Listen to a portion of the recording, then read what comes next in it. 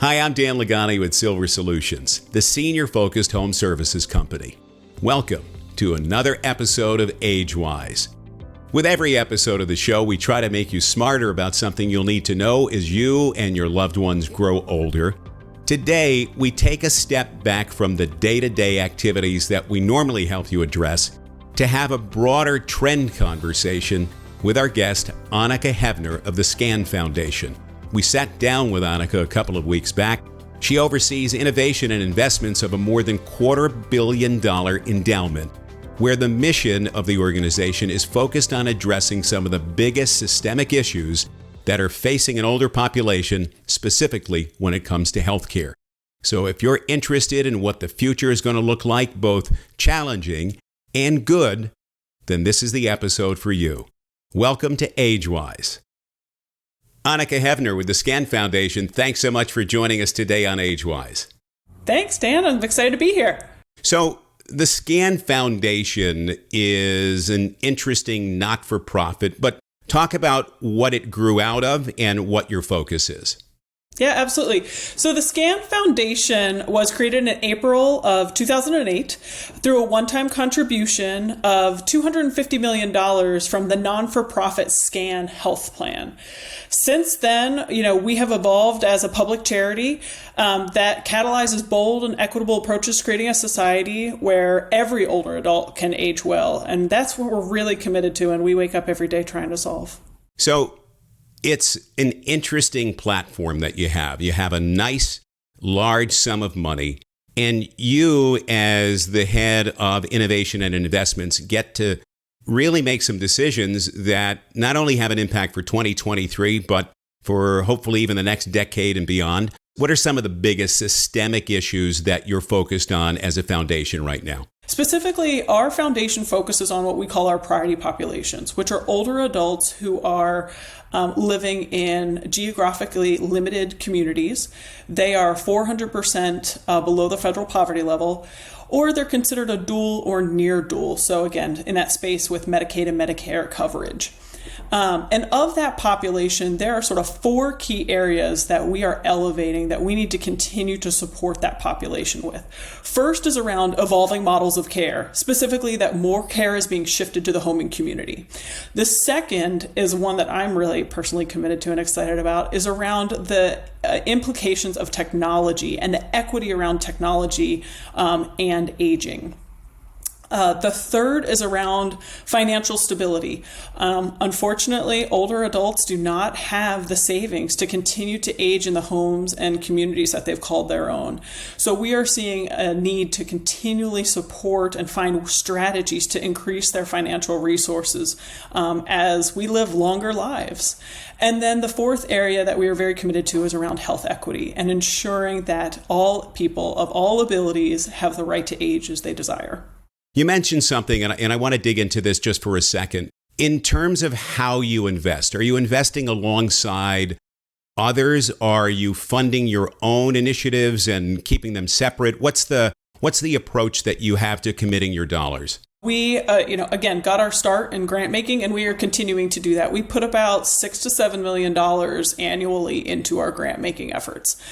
We also are making investments, and we are making investments through our impact investment capability. Specifically, we're looking at co-investment in our initial years of building out this capability.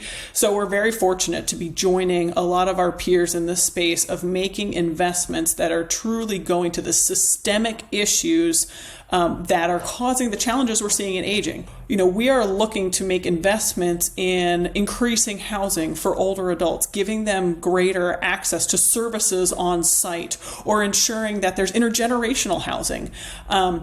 Versus, hey, we're trying to get more iPads in the hands of older adults. We really want to make sure we are addressing systematic versus symptomatic issues with our impact investing. Interesting. And I guess to a certain degree, you're not beholden to the same ROI in the SCAN Foundation. So when you talk about initiatives that you're trying to support, senior housing, multi-generational housing, what are the frames that you look for the return, if you will, on the investments that you're making? Yeah. So I think first and foremost, this is one of the key reasons why I came to the SCAN Foundation and moving to a public charity and a philanthropy. It is a really different dynamic when you do not have limited partners, shareholders. You're not a public company with commercial drivers. And yet you have the amount of money that we do to get to put that to work in the service of older adults. It's an incredible privilege. And so I sort of tongue in cheek like to say, we get to do what's right. Like we truly get to put our dollars to work in the service of older adults to achieve our mission and vision. And we hold ourselves to a very high standard because of that. So I really look at sort of the chessboard of ensuring that our portfolio has the diversity, but at the end of the day is aligned to the mission, and that we are putting dollars to work that, frankly, other commercial organizations or other investors don't have the flexibility to do. Anika, when you were going over the core pillars for 2023, one of the things you said you were excited about was technology. What specifically have you seen that you're most excited about for the next several years that may positively affect either access to healthcare for older adults or the quality of care for older adults? Our greatest concern right now is the technology that is being applied to older adults without their knowledge. And sort of the classic example that we anchor on is clinical algorithms and the way that those are developed. So as we look at the development of clinical algorithms, they're often, created in academic medical centers that are very well resourced, that have data scientists on staff that are also clinicians. And yet the data sets that they have access to are from their own hospital system and their own inner workings. And so they have, frankly, privileged populations that are often coming to seek care with them. And so as they develop clinical algorithms that are then applied to determine population health analytics or ensure that they're triaging their patient panel, we are seeing our priority populations, one, excluded from the development of those models, but two, then as those models are sort of used in the real world, they drift. They have incredible drift because they're not representative of the patient population that actually walks through, seeks care outside of that academic medical center. When you apply that model nationally, it doesn't hold up. So when you think about the things that the SCAN Foundation may be able to do to impact that positively, what would you like to see different in the next 3 to 5 years in that particular scenario you were describing? Yeah, I'll speak to one of the private sector partnerships that we're exploring right now. So we are working with one of the major players within population health analytics as they are looking to expand their product suite outside of acute care settings and looking to engage in more clinics or in more diversified care settings. And as they think about strategies to do that, we are partnering with them to ensure that they are then capturing data that is representative of diverse populations, that they're getting a more complete picture of these of the populations that they're trying to serve and sharing that then with the clinical team. So as that data is then used, we want to ensure, over the next 3 to 5 years that we are elevating the data of our priority populations, that they're not left behind. Is it an important priority that the general population knows the name the SCAN Foundation, or you really are more focused on the outcome of your investments? Historically, consumers have not been our target audience with the SCAN Foundation. We have worked to reach policymakers, other decision makers, and engaged stakeholders. We really are working, though, as we continue to evolve the capabilities of the foundation. We like to say that we're trying to bring grassroots and grass tops together in the way that we're working. One of the things that we see every day in our core business at Silver Solutions is the support that older adults that are aging in place at home need, dealing with slip and fall risk, ensuring that the environment keeps in step, if you will, as mobility changes. Yeah. What do you as an organization do around the inside of the environment? Are you focused on behavioral change for older adults, the things that are going to help somebody from a day-to-day perspective be able to live independently for longer in their own homes? Yeah, so the SCAN Foundation is not a service delivery organization, but going back to sort of that our core thesis, we are trying to, again, address systematic issues that then allow more localized solutions or service delivery to be more successful, to be more accessible and utilized with our older adults, but again, also our priority populations.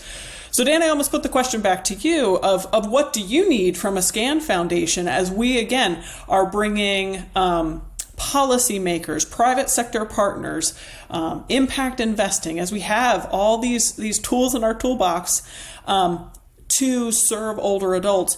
How do we clear the runway for more of the, for the offering of Silver Solutions to reach more people? I think it's back to what we were talking about a little bit earlier. How do we get the payers, how do we get the insurance companies start to focus on the things that are actually going to have a meaningful impact, even though, as you said earlier, it's hard to identify where on a P&L that's a benefit for them to do. Mm-hmm. And I would say one of the other ones that'd be interesting for you to address is we're facing a caregiver crisis that is only going to get worse, right? Yes. We've got more adults over 65. They're living longer than ever before.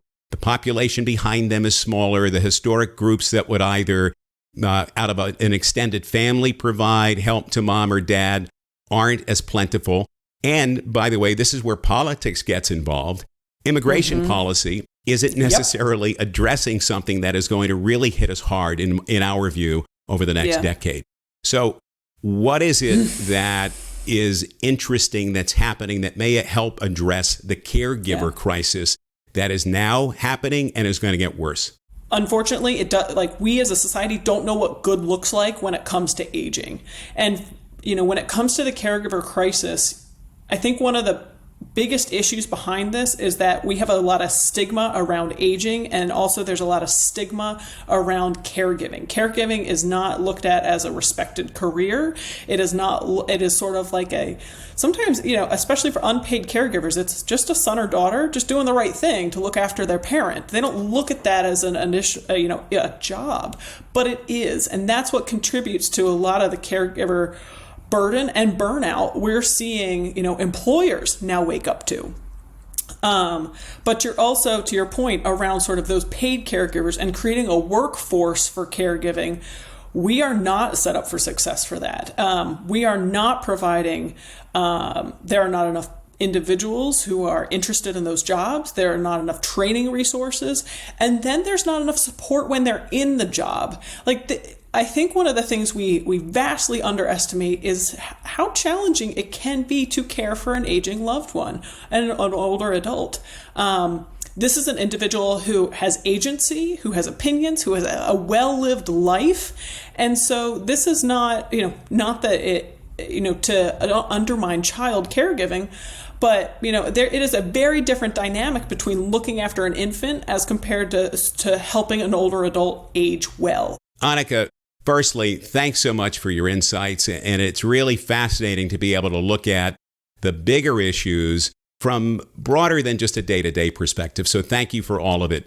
Why don't we leave with your 3 hopes for the year ahead? If you can have an impact at the SCAN Foundation on some initiatives that may even take more than a year, what are the 3 things, though, that you'd like 2023 to be the start of or a moment of acceleration? I'd love to roll those 3 into one big one. And that's, for 2023, I would love to really see improvements around the stigma and fear that is associated with aging, especially for the U.S. Population.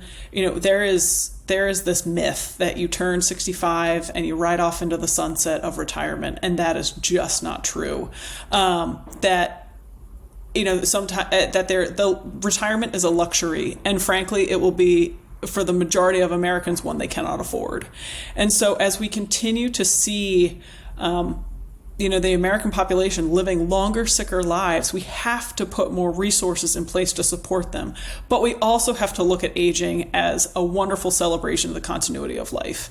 And it is something that there is incredibly rich. There's incredible opportunities to contribute. And it is not that once you turn 65, it's, you get to move to Florida and just, enjoy your time at the pool. We really want to support a society that ages well, And it's our privilege to wake up every day trying to solve that problem. Anika Heavener of the SCAN Foundation, thanks so much for joining us today as our guest on AgeWise and for helping to make us all a little bit smarter and a little bit more intrigued about the way the SCAN Foundation is working to address some of the bigger systemic issues that are facing our country when it comes to an aging population. If you like today's episode of AgeWise, please share it with a friend. And if you want to see all the back episodes, you can go to silversolutions.com and just click on the video tab.